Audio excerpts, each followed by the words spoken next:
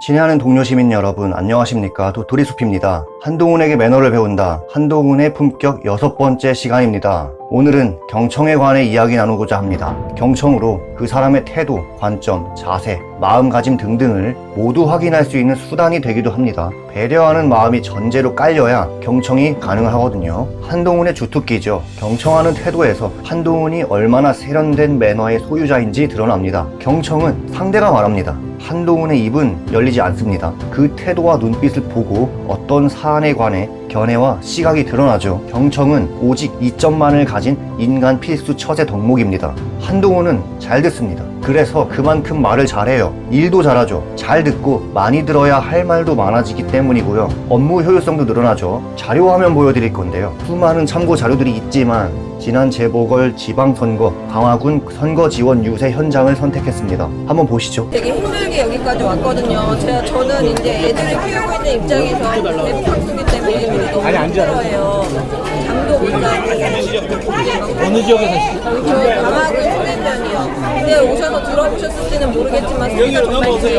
이게 어른들이 들어도 공포감을 느끼는 그런 건데 애들이 들으면 어떻겠어요? 저희 딸 같은 경우는 잠도 못 자서 입에 구내염이 생기고, 근데 아무도 저희에게 관심도 안 가져주시고 귀를 기울여 주시지도 않더라고요. 그래서 제가 이렇게 진짜 잘 오셨어요. 만나보고 싶다고 이렇게 말씀드렸어요.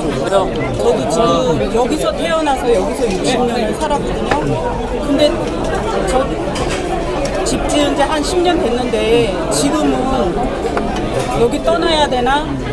그 생각이 들 정도예요. 진짜 힘들게 여기까지 온 거예요. 네, 그래서 제가 조금 배경 설명을 드릴게요. 그래서 여기 오시기 전에 저희 그 성일종 국방위원장님하고 국방위원 세 분님하고 군부대를 방문해서 소음이 어떤지 저희가 들어보고, 그리고 저희가 제가 행정안전위원회인데 행정안전위원회에서 소음 피해를 이제 보상할 수 있는 법안을 지금 냈습니다. 그래서 이제 행안부 차관도 다음 주나 다다음 주에 올 거고, 아까 그때 말씀드린 그런 내용.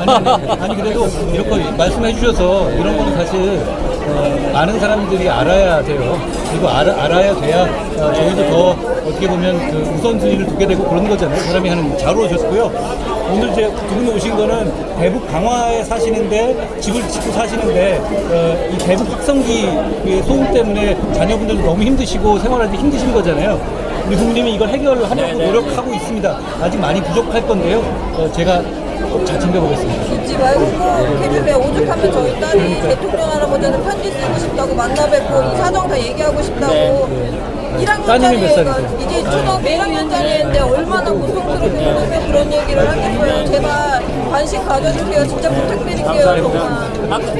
잘해보겠습니다. 네, 말씀하셨으니까 어쨌든 믿어주시죠. 저희가 한 선택을 아까 제가 전화번호 받았잖아요. 그죠? 네, 전화번호 받았으니까 제가 네, 전화 드릴게요. 전화 드릴게요. 다른 분들 통해서 듣는 것보다 저희들이 직접 전하고 싶어서. 잘 오셨어요. 잘 오셨어요. 제가 고마운 거고요. 사실 뭐 정치에 여러 가지 일이 있잖아요. 근데 이렇게 목소리를 내주시는 분들의 말을 먼저 듣게 돼 있습니다. 제가 무슨 얘기 잘 했잖아요. 어차피 우리가 정치라는 게 이런 문제 해결하려고 하는 거고, 박영철 후보도 이런 문제 해결하려고 정치했을 겁니다. 이재용 의원도 마찬가지고 저희가 한번 잘 챙겨보겠습니다.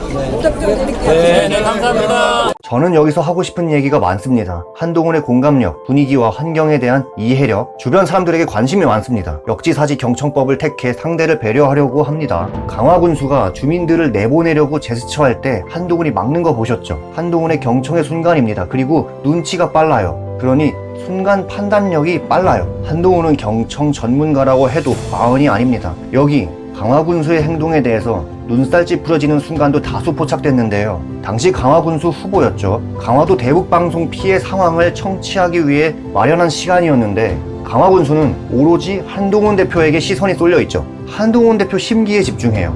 점심시간인 것은 알겠어요. 그러나 피해 주민들 앞에 놔두고 당대표 밥을 챙기고 있나요? 보다가 화가 나더라고요. 지금 밥이 넘어갑니까? 강화군수는 주민들 이야기를 지금 귓등으로 듣고 있었던 것이죠. 사태의 심각성을 몰라요. 공감 능력이 떨어진다고밖에 볼 수가 없습니다. 그러니 저 상황에서 당대표 식사 챙기고 있죠. 분위기 파악을 아예 못해요. 여러분, 잠깐의 아파트 층간소음으로도 괴롭죠. 층간소음으로 칼부림이 발생하기도 하잖아요. 그런데 저분들은 층간소음은 비교도 안 되는 괴음에 일상적 피해를 겪고 계시죠. 어린 아이들도 험악한 환경에 노출되어 있는 겁니다. 부모로서 얼마나 가슴 찢어지겠습니까? 그 와중에 대표 밥이 더 중요해서 하소연하는 주민들 말을 끊을 타이밍을 재고 있네요. 눈치 보면서 안절부절 못하죠. 주민들 안색을 살피면서 유연하게 대응을 했어야 되는데 저러고 있어요. 한동훈 방문 목적은 지지 유세 겸 소통입니다. 나 혼자 만족하고 상대가 불만이면 그게 뭔 소통입니까? 소통이지. 강화 주민들의 괴로움과 억울함을 인지하고 있는 한동훈이 오히려 강화 군수와의 식사를 제쳐두고 주민들의 귀 기울입니다. 하나라도 더 들어보려고 하는 것이죠. 상대가 말할 기회를 주는 행위는 침묵과 정자세입니다. 그것이 경청하고자 하는 신호죠. 지금의 한동훈처럼요. 한동훈 등 정치인은 말할 기회 자체가 넘쳐납니다. 그러나 저분들은 지금 몇 안 되는 기회로 발언권을 얻은 것이고요. 이처럼 판을 깔아주고 장을 열어줘야 가능합니다. 그러지 않으면 저분들의 목소리를 들을 길이 없어요. 사람은 잘 들어주는 사람의 마음을 열어요. 지금 당장 듣는 것이 중요합니다. 나중은 없어요. 그거 우리 위드훈이들이 제일 잘 알잖아요. 이야기 들어줄 한동훈 대표가 작년 12월 달에 쫓겨났잖아요. 나중은 절대 없습니다. 지금은 들어줘야 하는 겁니다. 듣기란 미래를 위함입니다. 이게 한동훈의 정치입니다. 대통령실과 당내에 이걸 모르는 것들 투성이니 나라가 이 지경 이 꼬라지까지 오게 되었죠. 화면 보시면 한동훈이 인터뷰하는 것이나 마찬가지죠. 모든 걸 이해하면서 들어요. 애초에 이해를 하니까 듣고자 하는 거거든요. 사전조사는 당연히 되어 있을 것이고 자신이 놓친 것이 혹시 있을까 체크하기 위해서 또 듣는 정성을 들이는 겁니다. 한 번 들을 때와 두 번 들을 때는 다르잖아요. 한동훈은 어떻게 들어야 잘 듣는지 알고 있어요. 증언 하나하나의 꼬리에 꼬리를 물어야 합니다. 아까 자료화면 보시면 한동훈이 질문에 질문으로 대답해서 계속 말할 수 있게끔 진행을 해주거든요. 한동훈의 매너 수준이 정말 높다고 말씀드립니다. 피해 주민들은 격양되어 있죠. 분명 준비했지만 전하지 못한 말이 많을 겁니다. 흥분하면 누구나 다 그렇죠. 빠뜨린 것이 없어야 합니다. 촘촘하게 그물을 널어야 하죠. 피해 상황을 구체적으로 파악해야지 100을 알아야 60만큼이라도 해줄 수 있거든요. 한동훈 대화 스킬에서 질문의 그물은 촘촘하고 튼튼합니다. 여담이지만 짚고 넘어갈 만한 사안이라 딴 얘기 잠깐만 할게요. 지금 보신 강화군 피해 상황은 2025년 5월까지 아무런 진척이 없었습니다. 한동훈 전 대표 방문이 작년 10월인 것을 감안하면 거의 8개월 동안 강화군 주민들은 답답했겠네요. 국정감사에서 강화 주민들이 국회 상임위장에서 무릎을 꿇었어요. 피해자들이 무릎을 꿇었어요. 그런데 이후 이재명 대통령 당선 후 말 한마디로 해결했거든요. 대통령 말 한마디로 해결이 가능했다라는 것이죠. 그러니 국민의힘이 여당일 때 얼마나 윤석열과 장관들이 불통이었는지 알 수 있는 대목입니다. 이 강화군 문제 핵심 관련자들이 누구냐면요. 대통령, 국방부 장관, 행안부 장관이거든요. 윤석열 정부 대통령 윤석열, 국방부 장관 김용현, 행안부 장관 이상민, 말 다 했죠. 얘들이 무슨 피해 상황에 관심이나 있었겠습니까? 개헌 모의하기나 바빴는데. 아무튼 이재명 대통령이 바로 해결해줬다. 그래서 강화군은 이제 민주당에 표를 줄 것입니다. 저라도 그럴 것 같은데요. 참 안타까워요. 저는 한동훈이 해결하는 모습을 보고 싶었지만요. 이렇게 됐습니다. 정치가 경청하지 않으면 국민이 국회에서 무릎을 꿇습니다. 매너에서 중요한 것은 안전이에요. 정치인의 매너는 무엇인가요? 정치인이 구사할 수 있는 매너요. 정치인이 국민에게 베풀 수 있는 유일한 매너는 안전입니다. 잘 살게는 못 해주더라도 적어도 안전하게는 해줘야 하지 않습니까? 그 방법은 오직 경청뿐입니다.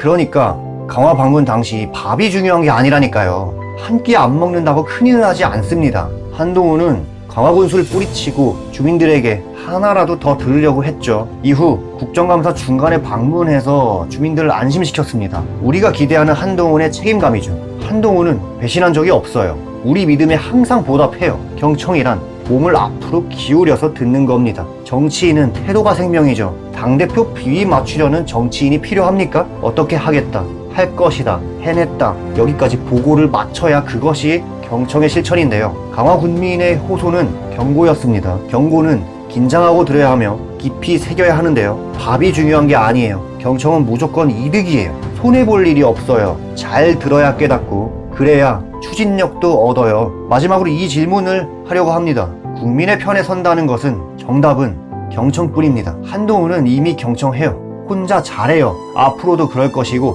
누군가 방해만 안 한다면 말이죠. 한동훈에게 매너를 배운다. 한동훈의 품격은 계속됩니다. 시청해주셔서 감사합니다.